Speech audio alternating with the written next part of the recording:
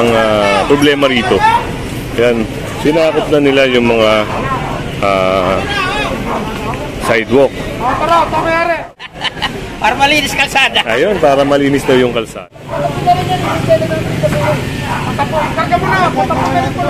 Ayan, patapon. Totoo ha, huwag kayong magagalit. Pero ang personalidad nyo nakikita sa harap ng tahanan. Yan yun. Kaya nga, andunan ka na eh. Tondo kayo. At dito ngayon tayo sa may area ng Quezon City, no? Tatanong lang natin kung anong street para dito sa clearing operation, no? Sama natin ang Task Force, Team Bravo at SCOG, Sidewalk Clearing Operation Group. Dami kasi mga legal parking dito. Kaya yun yung isang dahilan, mga kasama. Ito ay complaint, no? At ito, nandito sa Barangay Santo Domingo sa may Florentino, P. Florentino Street. Ayan, gagaya nga nito, yung mga nasa sidewalk na tindahan. Ayan, kinukorek po yan, ha. Yung iba, pag talagang ayaw alisin, sinasakay po yan. At dito naman, yung mga illegal parking, no? Yung isang truck na yun, ang laking truck, oh. Dalawang trailer. Ang ano kasi mga kasama, ang problema rito, yan, sinakop na nila yung mga sidewalk. So yun, gaya nga sinabi ko sa inyo, mga kasama, kinukorek, ha, kinukorek. Kung ang tao naman ay ayaw talaga at nagmamatigas pa, yun, sinasaka yun.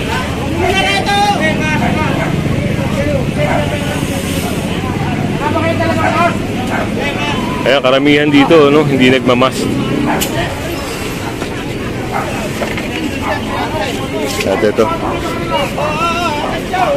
At ito naman yun, no, tikitan.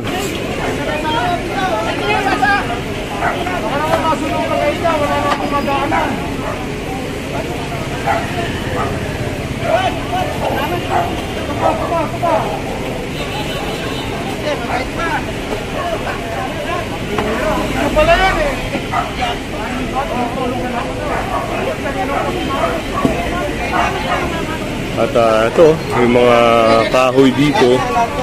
Yan, yung mga motor.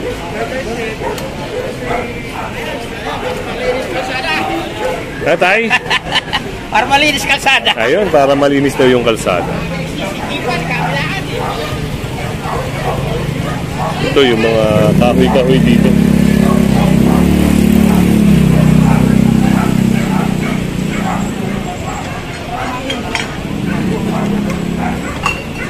Kagaya ng sinabi ko, kung magmamatigas sila tapos ayaw nilang alisin, dun pa rin nagkakaroon ng pang-uumbiska.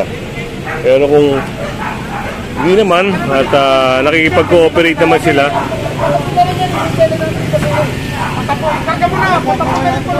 ayan, patapo naman pala. So yun, kakarga na.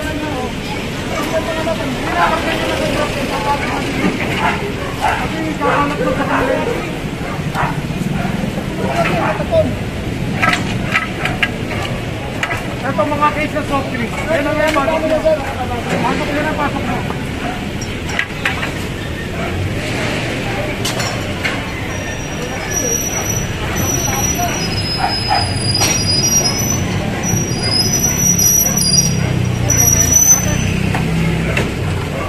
Imbis na tao ang daraan dito, no, talagang tinambakan na nila. Ayun ang nagiging problema.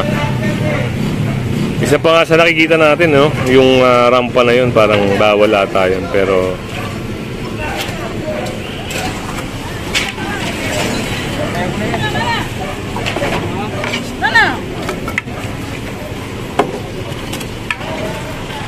ayun, sakay na. Ayun, no. Ako, kita nyo naman, no, talagang sandamakmak na, ano. Pag mga ganito sir, pwedeng matikilan to? Actually, ito, lilinisin namin ito. Pag ito, naging ganito ulit, definitely magkakaproblema sila for environmental violation. Yun, mga kasama. Kasi kita nyo, harapan na nila ito, mga kasama. Pero alam mo, minsan, ng totoo ha. Huwag kayong magagalit. Pero ang personalidad nyo nakikita sa harap ng tahanan. Yan yun. Kaya nga, andun ang kanal eh. Tondo mo yun. Maabot pataas. Hindi na pa makain. Dapat ang abot pa gano'n, hindi pa gano'n. Linisin nyo na nga, linisin nyo na. Kung hindi kayo linisin, tayo maglinis. At parang ano no, galing sa loob yung ano nila, yung tubig pag-drain nila. Parang mali no, may mali. May pataas eh.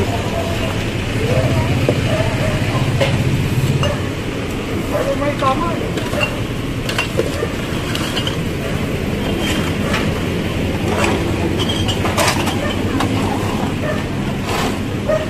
Nagtako, maghihintay natin.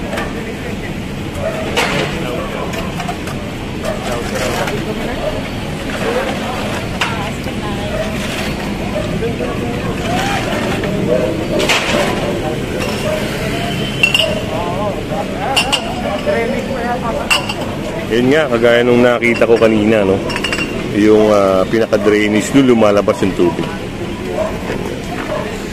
Isang hindi maganda, lalo na nakikita ng mga tao. Boss, kayo mayari? Alis po. Asan yung pulis? Asan yung pulis? Kayo yung pulis. Umalis po yung mayari.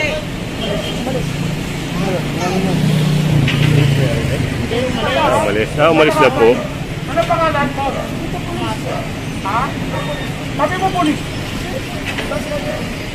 Ano ang pinito, mayari? Hindi po. Ha?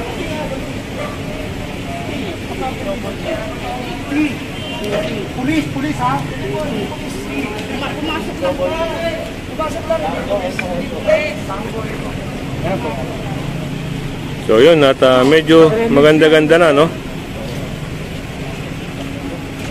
Ayan, medyo maganda-ganda na, unlike kanina. Talaga namang saan sir? Ano sa kabila? Ano, marami doon. Marami raw doon. Tindahan ng ganyan, no? Yung pangalan ginawa. Yung mga bangketa ginawa tindahan. So yun, si tatay no, may sinabi na marami daw doon. Pala!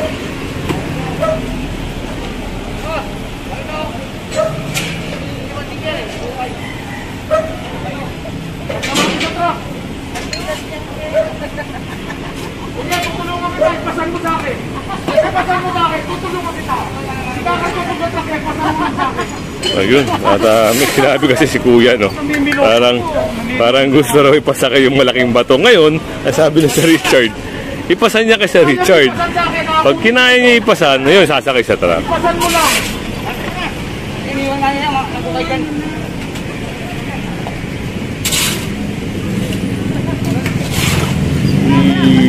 Kuya, nagpapatawa pa ata.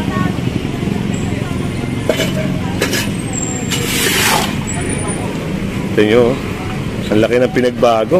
Sana lang talagang maintain nila, no? Huwag na nilang sana na naiikutan to ng mga ng mga taga-barangay, taga-LGU para i-maintain nga yung mga ganung kalinisan. Siyempre, sino ba naman talagang hindi gusto ng kalinisan?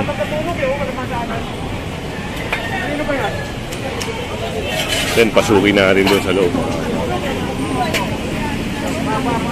Ito, kaya napansin ni Sir, no? Kasi isang alley, isang iskinita. So, pag nagkasunog nga naman, ang tendency, obstruction. Hindi basta-basta mapapasok sa loob. Kaya matutupok yung mga bahayan sa loob. Kaya yun, kailangan nilang alisin din para naman maganda yung espasyo na daraanan ng mga daraan. Kung halimbawa lang at dito sunod tayo na magkaroon ng sunog.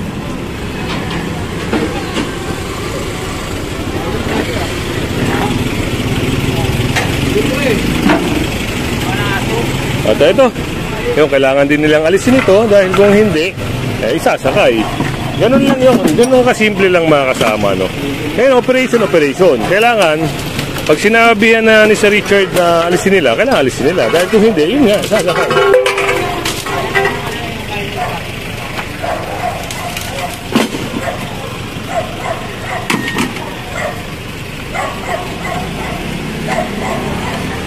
So, kita nyo. Pag na-collect to, maganda na naman to.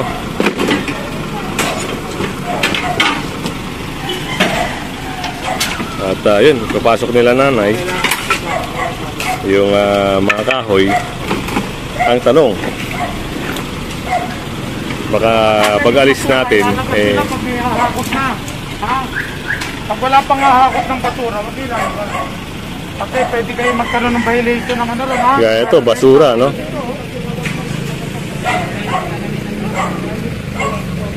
Silobya tayo, papasok ba?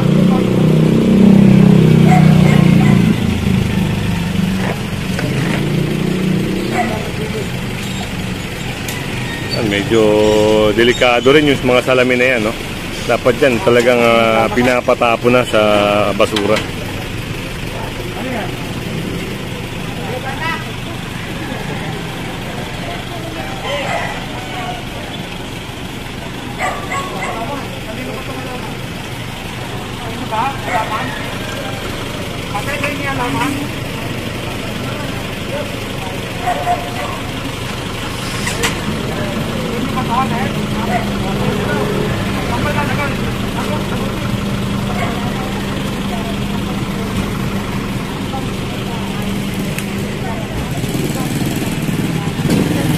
Malaking pagbabago. Dito, pwede ng daanan. Diba? Ganun kasimple. Kung may mga obstruction, kailangan alisin. At kung kayo ay may gustong ipa-clearing, no, pwede kayong tumawag sa MMDA hotline. Pwede kayong mag-email para makapag-complain kayo. No, ngayon, i-schedule po yan. Kung kailan. Basta po nakapag-email kayo at o kaya nakatawag. So, i-schedule po yan. Ang ano doon, lagyan nyo ng attachment ng litrato kung saan lugar at ano yung kinukomplain yung area. Ayan, mga sidewalk ba, yung mga illegal parking ba sa lugar nyo. Kaya yun, bibigyan ko kayo ng tip, no? Tawag po kayo sa MMD hotline. Tanong po kayo ron kung paano yung proseso na magpa-request ng clearing. So, muli, kung hindi ka pa nakasubscribe sa ating channel, pasubscribe na lang po si Kuya Goods. At syempre, pahit na rin ang bell para lagi kang update sa ating mga nilalabas na video. Yan, sa mga kaibigan natin. Overseas, yung mga nasa ibang bansa, yung mga migrante. Yan, magandang umaga, magandang tanghali at magandang gabi sa inyong lahat.